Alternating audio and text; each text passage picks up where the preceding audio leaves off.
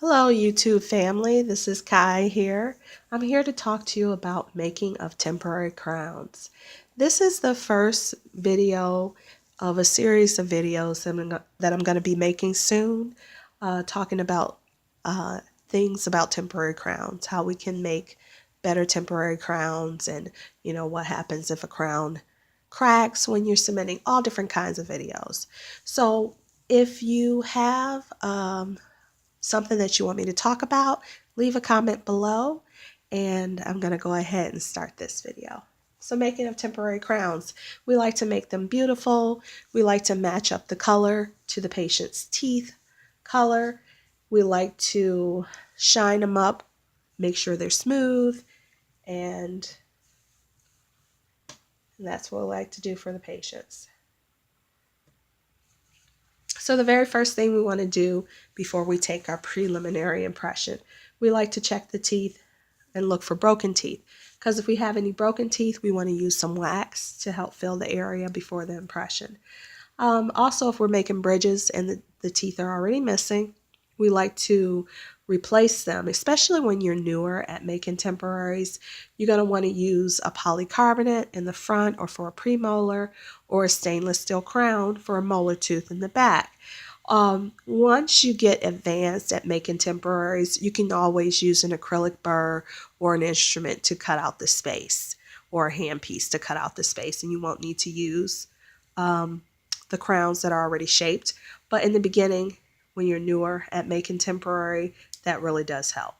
So when you're going to use those polycarbonates or stainless steel, we want to make sure we use the crown and bridge scissors to cut them to the right height, and then dry the gums, place a little sticky wax inside the crown, and press it to the gums without cutting the gums, of course. Then take your temporary impression. So when I talk about broken teeth, this particular break or bigger, you can use some sticky wax. Sticky wax come in a couple of different colors like red and clear. Put it in there. Make sure you remove it before the doctor comes in to trim. For missing teeth like this one, anterior tooth missing, I use a polycarbonate. Sometimes for premolars, if the premolars are missing, I might use a polycarbonate too. This is the stainless steel for a molar tooth that might be missing, like in this case here, molar or premolar. So those are the things that I would use for missing teeth to help make the shape of the pontic for the bridge. We use different trays to take our preliminary impression. We use triple trays, anterior ones and posterior ones. We use stock trays, variety of different sizes. Gauze. This is a cheaper route to go if the doc likes to save money, and you can help them save by using a gauze for like a one tooth type of crown prep. This doesn't really work for bridges. You really have to use something else for a bridge. But for a single tooth, that works really good. Just don't over squeeze it because you need space. So you kind of express some heavy body in the center, like a quarter size, and then place it over the teeth so that you get the teeth beside it as well. So a dot, a plastic dot. I don't have a picture of the plastic dot. I couldn't find one, but it's a white circle, hard plastic that we dip in hot water for a minute or so, and then it's pressed over the teeth to get an impression of the tooth for a crown. The gauze does the same thing.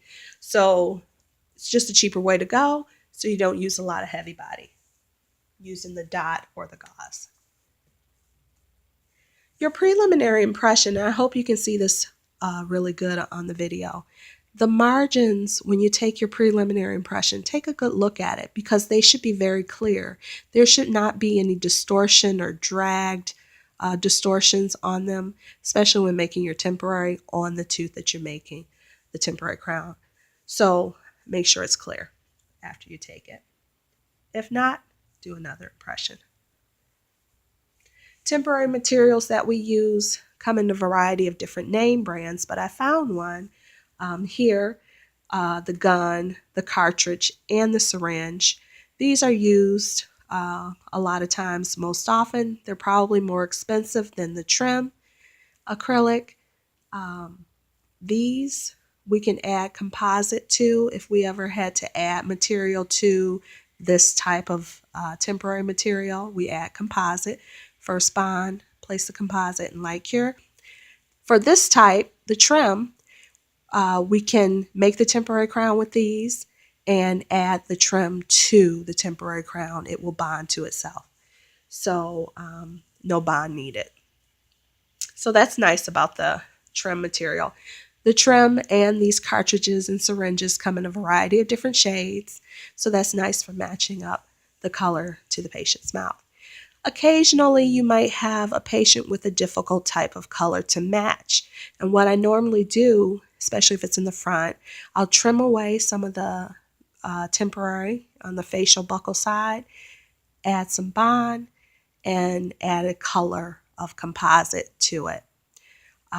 Sometimes I mix two colors to get the patient's color. It just depends.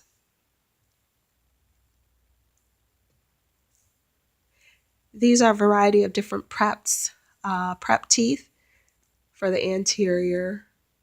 And these, you can see the margins very clearly. I like those because, you can take a look at it real easily and make sure that the margins and the temporary crown are meeting together.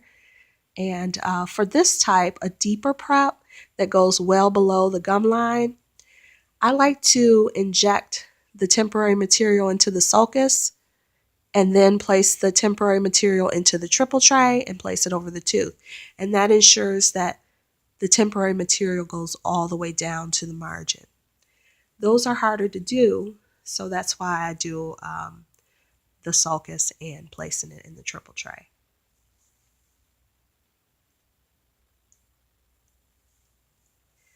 When making the temporaries, you can use, most people use the nose cone. The nose cone helps to trim the temporaries nice and smooth at a slower speed. I like to use the high speed because that's just what I feel comfortable using, and it's up to you. But when you're using the hand pieces and you're making a bridge, you want to make sure you make space for the gums in the contact area and underneath the pontic. So your margins should be thick enough, but not too thick and not too thin. In order to see your margin, you can always trace the inner part. I don't know if you can see that on this picture, but they have pencil at the margin edge so you don't trim that away. You can always do that in the dental office.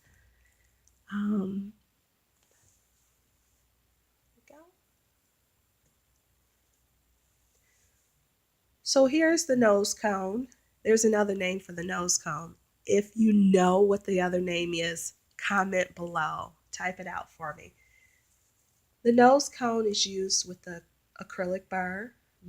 They come in different shapes. So this is a thinner acrylic burr, which can help make that space on the bridges for the gums to heal. And another nose cone there. In the anterior area, when trimming my temporary, I like to use the disc. And this is used with the contra-angle slow speed, the mandrel, and the disc. And that really helps to shape my anterior teeth really good without making dents and gouges in the temporary. It just works well for me. So you might want to try that. The flame burr, I hope that shows up really nice on the video.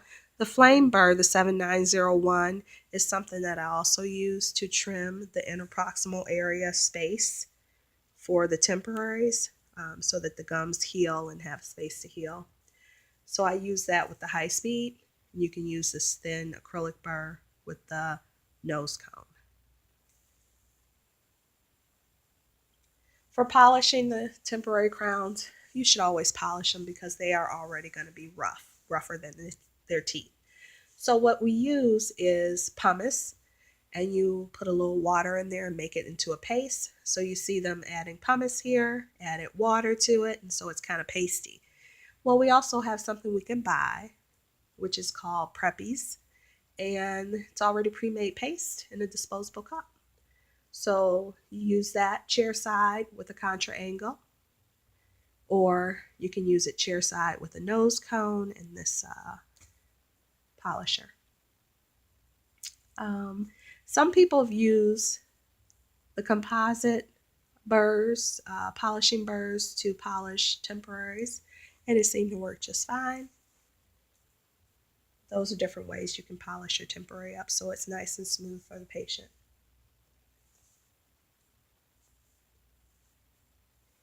So, like I said before, this is a series of videos all about temporary crowns that's coming up soon. If you have any ideas or thoughts for me to talk about different things, leave comment below. If you like my videos and you want to be notified, when there's a new video that's been uploaded, you can subscribe, the red button down below. Press that button. And if you like this video, press a thumbs up. Okay? Happy holidays, YouTube family. Bye.